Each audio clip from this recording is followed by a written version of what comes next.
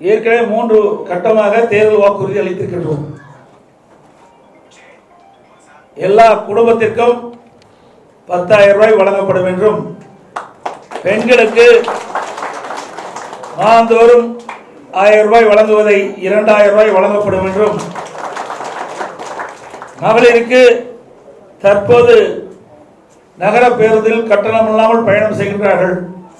இனி அதிமுக ஆட்சிக்கு பிறகு ஆண்களும் கட்டணம் இல்லாமல் நகர பேருந்தில் பயணம் செய்யலாம். வீடு இல்லாத அனைத்து ஏழை குடும்பங்களுக்கும் தரமான வீடு கட்டி தரப்படும்.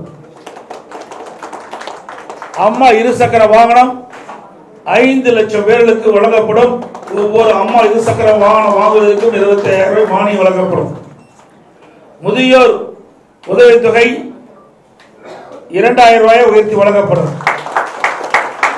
இளைஞர்கள் மாணவர்கள் வங்கியில் வாங்கிய கடன் தள்ளுபடி செய்வதற்குள்ள நடவடிக்கை எடுக்கப்படும்.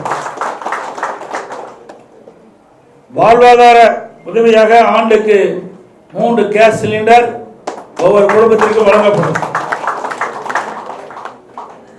தற்போது இல்லத்தரசின் பணிச்சுமையை குறைக்க அரிசி குடும்ப அட்டைதாரருக்கு குளிர்பதன பெட்டி ஃப்ரிட்ஜ் விலையில்லாமல் வழங்கப்படும்.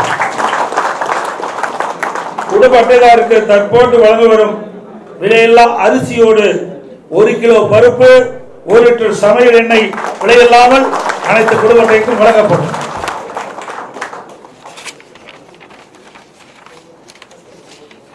மேலும் பொது நிர்வாகம், விவசாயம், நீர்வளம், கால்நடை வளம், தொழில்துறை, மீனவர் நலன், கல்வி, மருத்துவம், தமிழ்மொழி மற்றும் பண்பாடு, மகளிர் நலன், பெண்கள் பாதுகாப்பு, தொழில், சிறு குறு மற்றும் நடுத்தர தொழில்கள், சுற்றுச்சூழல், வனம், சுற்றுலா, இளைஞர் நலன் மற்றும் வேலைவாய்ப்பு, அரசு ஊழியர், காவலர்கள், ஜவுளித்துறை மற்றும் பத்திரிகையாளர் நலன் உட்பட பல தலைப்புகளில் மொத்தம் 297 அறிவிப்புகள்